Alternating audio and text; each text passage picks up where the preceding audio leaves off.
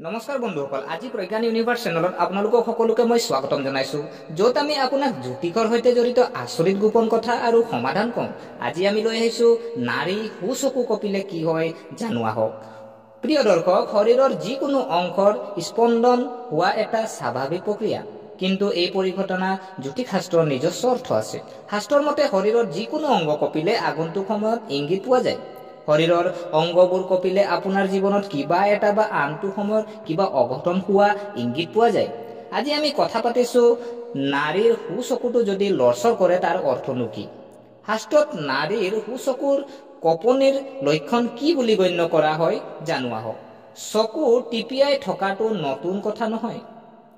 যিকোনো সময়তে যিকোনো ব্যক্তিৰ লগত এই ঘটনা ঘটিব পাৰে, কিন্তু জ্যোতিষ শাস্ত্ৰৰ অংগ স্পন্দনৰ পৰিঘটনাক আগন্তুক ভৱিষ্যতৰ সৈতে সম্পৰ্কিত কৰে। দেহৰ অংগৰ কপনিয়ে আগন্তুক সময়ৰ কথা কয় যে সেয়া শুভ নে অশুভ হ'ব। আজি আমি মহিলাৰ সুস্পন্দনৰ বিষয়ে বিতংভাৱে জানো আহক। নাৰীৰ সুচকুৰ কপনি শুভ নে অশুভ জানো আহক, লগতে ভৱিষ্যতে এনেকুৱা হলে আপোনাৰ কি হ'ব পাৰে। গতিকে পলম নকৰি আহকচোন ভিডিঅ'টো আৰম্ভ কৰোঁ। প্ৰিয় দৰ্শক, মহিলাৰ সুচকুৰ জোকাৰণিৰ অৰ্থ বহুতে নাৰীৰ সুচকুৰ জোকাৰণি এটা বেয়া লক্ষণ বুলি বিশ্বাস কৰে। ই কঠিন সময়, কাজিয়া বা সংঘাতৰ ইংগিত দিব পাৰে। কিছুমান সুচকুৰ টিপটিপিয়াটোক বেয়া সংখ্যা বুলি গণ্য কৰে। এই বিশ্বাস অনুসৰি ভৱিষ্যতে মহিলাসকলে সমস্যাৰ সন্মুখীন হ'বলগীয়া হ'ব পাৰে। আগন্তুক সময়ে তেওঁলোকৰ বাবে ঘৰত বা কৰ্মক্ষেত্ৰত সমস্যাৰ সৃষ্টি কৰিব পাৰে। সুচকুটো লৰচৰ কৰিলে এইবোৰ হ'ব পাৰে।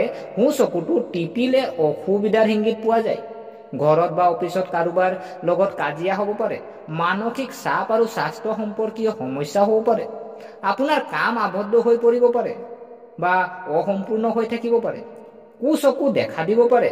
নেতিবাচক চিন্তাৰ সৃষ্টি হ'ব পাৰে বা অপ্ৰীতিকৰ পৰিঘটনা হ'ব পাৰে।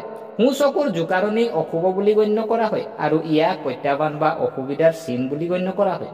গতিকে জানো আহক, সুচকু কপিলে প্ৰতিকাৰনো কি কৰিব। প্ৰথমে চকু গংগাজল অলপ লৈ ছটিয়াই ভগৱানৰ ওচৰত প্ৰাৰ্থনা কৰিব। আৰু দ্বিতীয় সমাধান হ'ল হনুমানজীক আপুনি স্মৰণ কৰিলেও আপোনাৰ ভাল আৰু হনুমান চলিচা আবৃত্তি কৰিব। ইয়াৰ দ্বাৰা ঋণাত্মক শক্তি আঁতৰি যায় বুলি বিশ্বাস কৰা হয়। তৃতীয়তে যদি চোৱা হয়, দুখীয়া বা আঁতৰজনক খুৱাই দিলেও অশুভ লক্ষণৰ প্ৰভাৱ হ্ৰাস পাব পাৰে।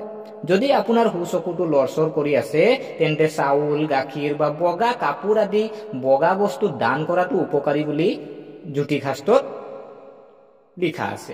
তুলসীৰ পাত চুবাই খালে ঋণাত্মক শক্তি আঁতৰ হয়। প্ৰিয় দৰ্শক, গতিকে আশা কৰোঁ আপোনালোকে ভিডিঅ'টো চাই ভাল পালে। যদি এই ভিডিঅ'ই আপোনাক কিঞ্চিতো মানুহ লাভান্বিত কৰিছে, তেনেহ'লে চেনেলটো ছাবস্ক্ৰাইব কৰাৰ লগতে লাইক কমেণ্ট কৰি উৎসাহিত কৰিব বুলি আশা ৰাখিলোঁ। পুনৰ লগ পোৱাৰ প্ৰতিশ্ৰুতিৰে আজিলৈ বিদায় মাগিলোঁ। ধন্যবাদ।